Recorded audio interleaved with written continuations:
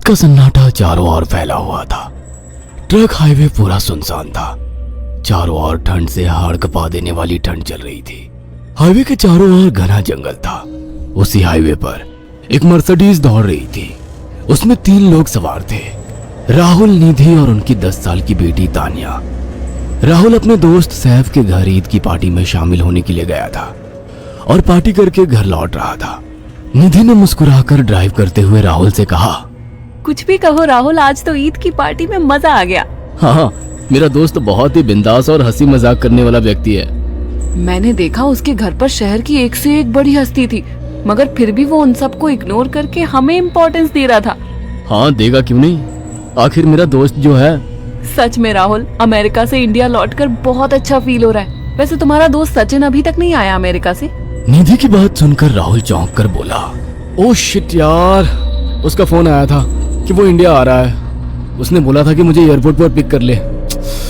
निधि बहुत नाराज होगा वो। कोई बात नहीं, उससे बोल देना कि तुम्हें बिल्कुल याद नहीं रहा और फिर तुम्हें सैफ की इनवाइट की हुई ईद पार्टी में भी तो शामिल होना था। निधि ने इतना बोला ही था कि उसकी बेटी तानिया ने अपनी माँ की ओर देखकर कहा, मुझे भूख लगी है माँ, और प्यास भी। तानिया की बात पर निधि ने बुरा सा मुंह बनाकर उसकी ओर देखकर कहा, पार्टी में तो इतना खाया था तुमने, फिर भी भूख लगी है। निधि की बात पर तानिया ने मासूम सा चेहरा बनाकर कहा, कोई बात नहीं मम्मी, मुझे पानी ही पिला दीजिए। कितनी बार बोला है मुझे मम्मी मत बोला करो। पानी अभी नहीं है, आगे जाकर कोई शॉप पड़ेगी तो बोतल खरीद के दे दूंगी। निधि की बात पर राहुल ने मुस्कुराकर कहा, छोटी बच्ची है निधि, इतना नाराज होना सही नहीं है। राहुल ने इतना कहा ही था कि अचानक एक काली परछाई राहुल की कार के सामने आकर खड़ी हो गई।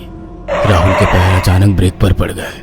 गाड़ी तेज रफ्तार में थी। ब्रेक अचानक लगने से पलटते पलटते बाल बाल बची थी। राहुल के चेहरे पर भयानक ठंडी में भी पसीने की बूंद टपकने लगी। वो दोनों कार से बाहर निकल आए। निधि ने डरते हुए कहा, आखिर कौन था ये? ऐसा लगा जैसे कि कोई भयानक काली परछाई मेरे कार के सामने आकर खड़ी हो गई हो। वह दोनों काली रात के सन्नाटे में इधर उधर देखने लगे। तभी निधि को एक घने पेड़ के पास दो चमकीली हुई आंखें दिखाई दी। उसकी आंखें बिल्कुल भेड़ियों की तरह लग रही थी।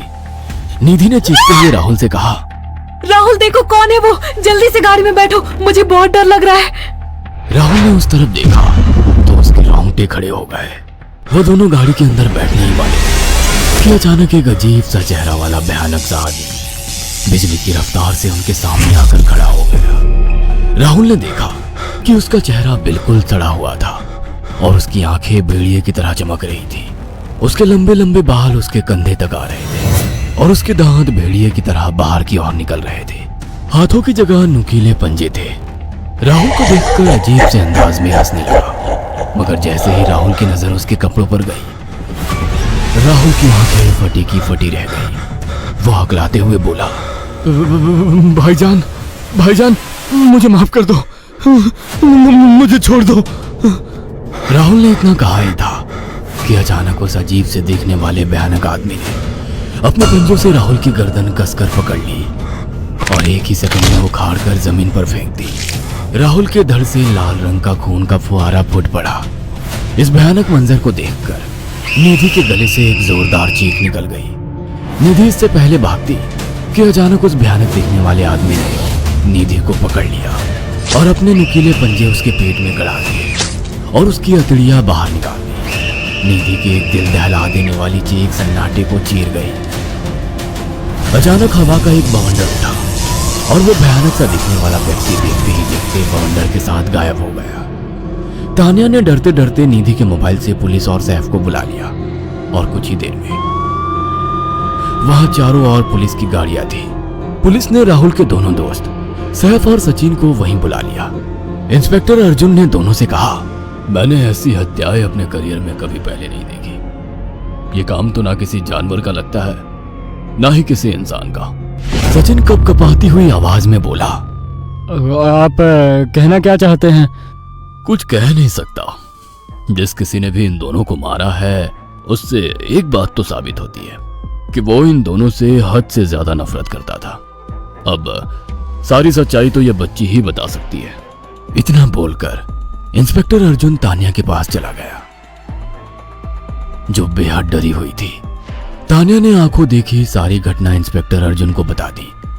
तानिया की बात सुनकर इंस्पेक्टर अर्जुन कंफ्यूज चेहरा लेकर मोबाइल पर किसी से बात करने लगे।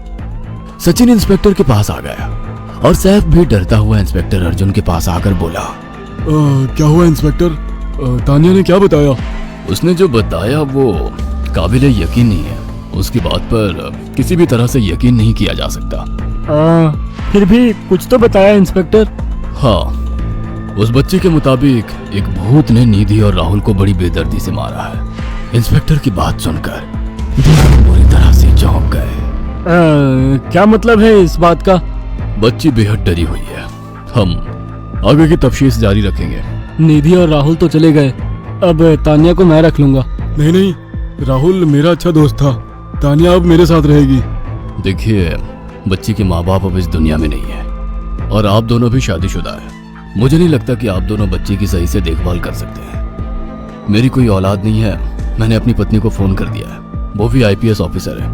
ये बच्ची आज से मेरे साथ रहेगी। उसका मासूम चेहरा मेरे दिल में उतर गया है। अब तुम दोनों जा सकते हो। पूछताछ के लिए मैं जब भी तुम्हें बुलाऊं तुम दोनों आ जाना। इंस्पेक्टर ने ये बात बोली ही थी कि अचानक वहां पर मौसम बदल गया। चारों ओर काली घटाएं छा गई और एक भयानक बवंडर उठा और देखते ही देखते सब पुलिस वालों के सामने वो भयानक चेहरे वाला आकार सबके सामने खड़ा हो गया। उसको देखकर सबके रोंगटे खड़े हो गए। देखते ही देखते उसने अपने भयानक पंजे सैफ की आंखों में डालकर उसकी आंखें निकाल ली। सैफ ने चीखते हुए वहीं दम तोड़ दिया। उस भयानक आदमी को देखकर सचिन उसके पैरों पर गिर गया। तुम तो भाईजान से कपड़े पहने हो। मैं समझ गया, तुम भाईजान हो। मुझे माफ कर दो भाईजान, मुझे यहाँ से जाने दो। मैंने कुछ नहीं किया था। वह भयानक चेहरे वाला गुर्राते हुए बोला, बता इन सबको कि ये सब इतनी भयानक मौत क्यों मरे। सचिन दौड़ता हुआ इंस्पेक्टर अर्जुन के पास गया और बोला, मैं जानता हूँ इसने इन तीनों को क्यों मारा। इसका नाम भाईजान था। जब ये जिंदा था ये किसी का भाई किसी की जान था। बहुत साल पहले ये हम सबका बहुत अच्छा गहरा दोस्त और बिजनेस पार्टनर था। ये सबकी बहुत मदद किया करता था। इसकी प्यारी सी बेटी थी तानिया, जो इस वक्त कार के अंदर बैठी हुई है। ये इसी की बेटी है। भाईजान अपने सारे पैसों से एक बहुत बड़ा हॉस्पिटल खोलना चाहता था जिससे गरीबों का मुफ्त इलाज किया जा सके, मगर हम तीनों इसके लिए तैयार नहीं थे। हमारी नीयत उसकी दौलत पर खराब थी और एक दिन हम सब धोखे से ईद के दिन भाईजान को यहाँ ले आए और इसे मारकर फेंक दिया। तो फिर तुम सबने इसकी बेटी को क्यों जिंदा छोड़ दिया? हमें बाद में पता लगा कि भाईजान ने सारी जायदाद अपनी बेटी के नाम कर दी है, इसीलिए हमने भाईजान की पत्नी को भी मार दिया। और तानिया का तुम 18 साल की उम्र पूरी करने का इंतजार कर रहे थे ताकि सारी जायदाद अपने नाम करा सको और बाद में उसे भी ठिकाने लगा सको। इसी के लिए तुम दोनों इस मासूम बच्ची को अपने साथ रखने की जिद कर रहे थे। जी, आपने बिल्कुल सही कहा। हम तानिया को भी इसी जगह लाकर मार देते। सचिन की बात सुनकर इंस्पेक्टर अर्जुन की आंखों में खून उतर आया। इंस्पेक्टर अर्जुन के कुछ कहने से पहले ही भाईजान बिजली की रफ्तार से इंस्पेक्टर अर्जुन की आंखों के सामने से सचिन को पकड़कर ले गया और उसके शरीर के टुकड़े टुकड़े कर दिए और हवा में उठे एक तेज बवंडर के साथ गायब हो गया। सारी घटना इंस्पेक्टर अर्जुन की आंखों के सामने हुई थी। तानिया को इंस्पेक्टर अर्जुन और उसकी पत्नी ने अपनी बेटी की तरह पाला। अगर आपको हमारी ये कहानी पसंद आई हो तो इसे लाइक और शेयर करना ना भूलें। साथ ही ऐसी और नई कहानियों के अपडेट्स पाने के लिए हमारे चैनल अक्षु टीवी को जरूर सब्सक्राइब करें।